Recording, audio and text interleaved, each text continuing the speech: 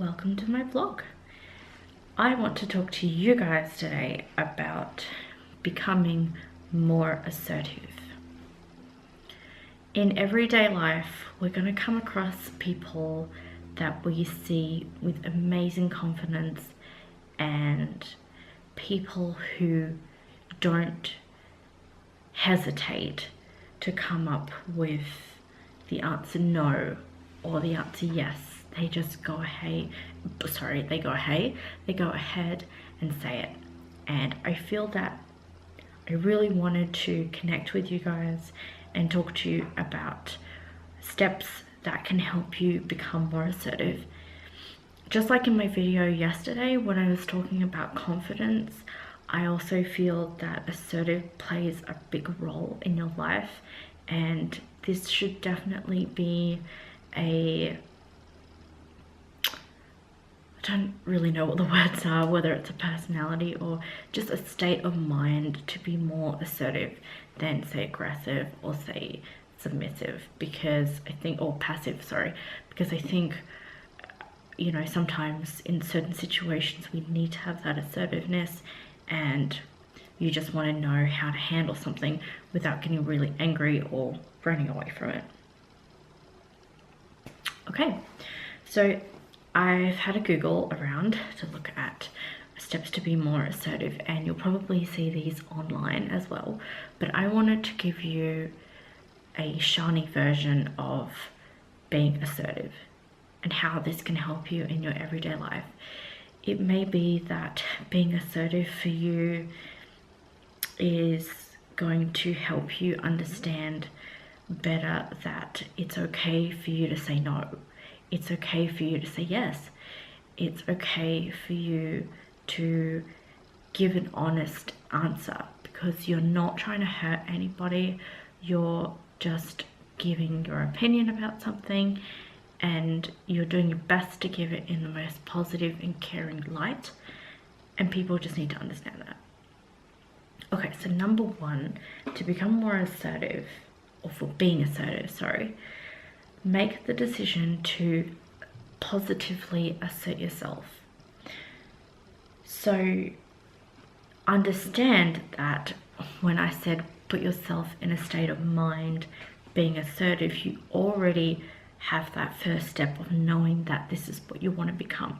If you don't want to become assertive, you want to be aggressive and you want to be passive, then it's going to be a little bit harder for you to start with this first step. And I like the word they used in this sentence. Being committed shows that you are serious about showing people that you can be assertive and that you can, you know, talk to people in a way that's honest to them, to yourself, and follow that through. Number two, aim for open and honest communication. It's one of the hardest things, especially if you have family members or friends even that don't agree with something that you are or you like or you're going through, you know, whatever the situation may be. It could be the situation is something quite sensitive about, you know, homosexuality, or it could be something, you know, how you want to take a certain career, but they don't agree with that career. It could be that you're in a relationship and they don't agree with the relationship that you're in. And you can tell every time you're with them that they don't like the person you're with, but they won't say that, you know. I think open and honest communication really helps. It can be a little bit confronting at times, but confrontation, I think, is seen as a lot more harsh. Open and honest conversation is more discussing a point and saying, okay, look, I understand that you don't like, you know, the person that I'm with. Would you be okay telling me why that is? Because what you see may not be things that I see, and I honestly can't read your mind. So that's about being open and honest And you know, it's a good thing for them to be open and honest with you as well. Of course, it can be harder if you're being open and honest with them and they don't want to, you know, address that, and they don't want to talk about something, but then you know that it's an issue of theirs, it's not an issue of your own, because at least you're trying to open up and be vulnerable, but also understand where they're coming from. Number 3, listen actively. Now, the situation I was talking about earlier, about the whole relationship thing, they may open up to you after you open up to them, and that is the time when you do need to listen. Okay, so it's hard enough if they don't say, you know, I don't like this person because XYZ, but if they do actually say to you, you know what, I don't like so-and-so because of XYZ, they explain it in true detail, then you need to be the bigger person and say, okay, I'm gonna move this back just a little bit. You need to be the big person and say, okay, I get it. You know, I'm sorry that you feel this way. I'm sorry that that person treats you like that, because I haven't noticed, or I haven't noticed them treating me this way. And maybe that's something that you want to talk to that person that you're in a relationship with, but it's making sure that you're taking the information from the other person, listening to what they have to say without, you know, shutting the front door, if you know what I'm saying. Because if you have opened up to them, asked them what the problem is, and then they're telling you what the problem is, but because of maybe your own insecurities, you're finding it hard to understand them, then you know, it's not going to work, is it? So you have to make sure that you listen to what they have to say, and know what they say may be wrong. It may be really upsetting, depressing, you know, give you anxiety, whatever it is, but at least you're finding an opening to the conversation, rather than them saying, no, I don't want to tell you, or you saying to them, no, I don't want to listen. Number 4, agree to disagree. Okay, this is the one thing I know for a fact that I have learnt to deal with, because I know in my past, you know, growing up with my mum and dad, there were tons of things they didn't agree with and that I would do, and I didn't agree with some of the things that they did or said either. So we came to a conclusion where we would agree to disagree, and that was okay, because agreeing to disagree shows that you both accept each other's point of views, but it doesn't mean that you have to like it. The point is, you get it, or you don't get it, but you accept it for what it is. There's nothing you can change about it, because you're not going to be able to change who they are. And you confess that, okay, you know, you don't like the way I, you know, hang out with certain people, and it doesn't even have to be a relationship, it could be just friends. You don't like my friends, and they really care for me. I know that maybe they do things that you don't like. They have piercings, they smoke, you know, they take drugs, or I don't know, it could be anything. And I'm not saying that all of that is good. I'm not saying all of that is bad either. It is what it is. And you know, if you want to be with those certain people, then your parents, in order to be mature about it, have to agree to disagree. That, okay, these are the types of friends you like to hang out with. Are they hurting you? No. Okay, that's the most important thing. And then, you know, even though they don't like them, they agree to disagree, that these are your friends and that's what makes you happy. Number 5, avoid guilt trips. Okay, so there are times when you will feel guilty, and believe me, I am still at that point, feeling guilty because my focus is on my business, and sometimes it's more so on my business than anything else. And that feeling of guiltiness of not having, you know, what they call proper job that I'm doing a business, meaning that my time's more flexible and all that sort of stuff. I get that family members don't understand what I'm doing, but you know, there's nothing they can do to change me, and I just have to say, look, I'm sorry that you don't understand, but that goes to point number 4, agree to disagree. I'm doing something that I love and I know it will pay off. It's hard work on my end. If you don't see that, you know, there's not really much I can do but show you what I'm doing, and you know, you take it or leave it, but I'm not going to change what I'm doing, and I'm proud that I'm actually working on something that I'm passionate about. So that is avoiding a guilt trip rather than thinking, oh my god, you know, I feel so guilty that I'm doing this business and you know, they don't like me and they don't like what I'm doing, but I can't change it, and that's feeling guilty. Tell yourself that, look, what I'm doing is different. They know what I'm doing is different. They have a problem with it. Well, all they have to do is talk to me about it. But, you know, I'm not going to spend time worrying about it and feeling guilty, because I know for a fact that it works for me. Number 6, stay calm. So times when you're feeling like nobody understands, you're feeling like, you know, you're in a situation that somebody is not telling you something, stay calm, because it will help you feel better. Your breathing will be good. Breathing is very important, and whatever sort of way that you're feeling, that's sort of what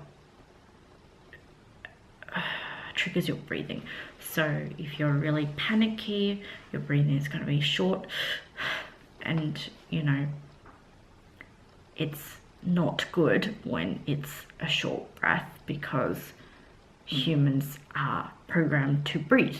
So we need to be calm so we can breathe deeply and long. And one thing that can really help you are certain exercises like yoga, meditation, even going to church can help your breathing, because you might be able to confess things through your heart and know that you've got to work on so much, but at the same time you're a good person, so you know it's going to be a step-by-step process.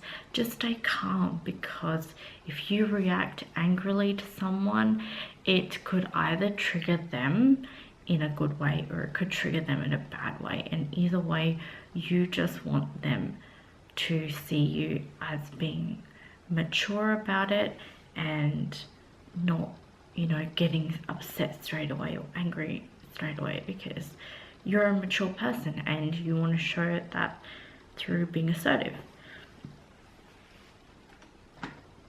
7, take a problem-solving approach to conflict. What does that mean? I'm looking at that, trying to figure out what that means too.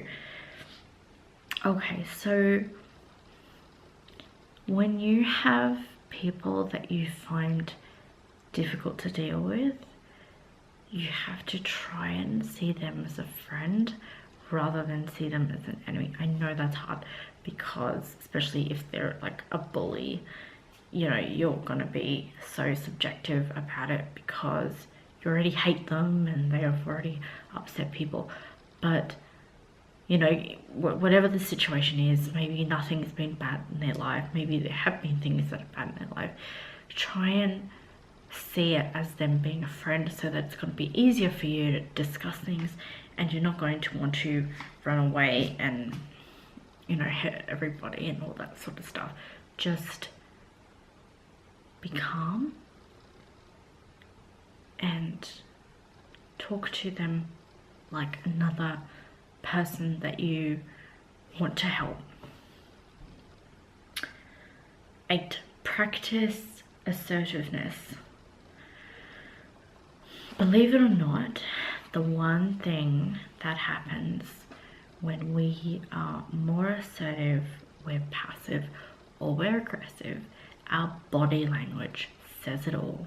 It doesn't have to be the words you use, it doesn't have to be what you say, maybe that's the same thing, but Your body says it all.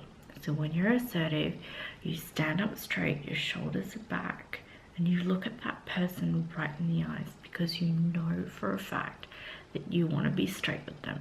You're not a liar, you're not a teaser, you're saying it like it is, genuinely straight to the face.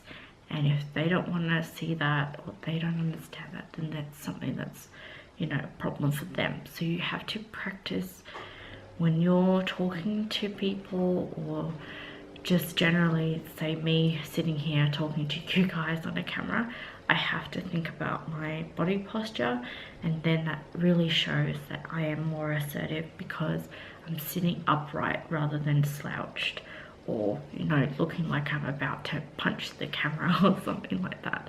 So really take into account of what your body's doing when you're talking, then you'll know you're assertive.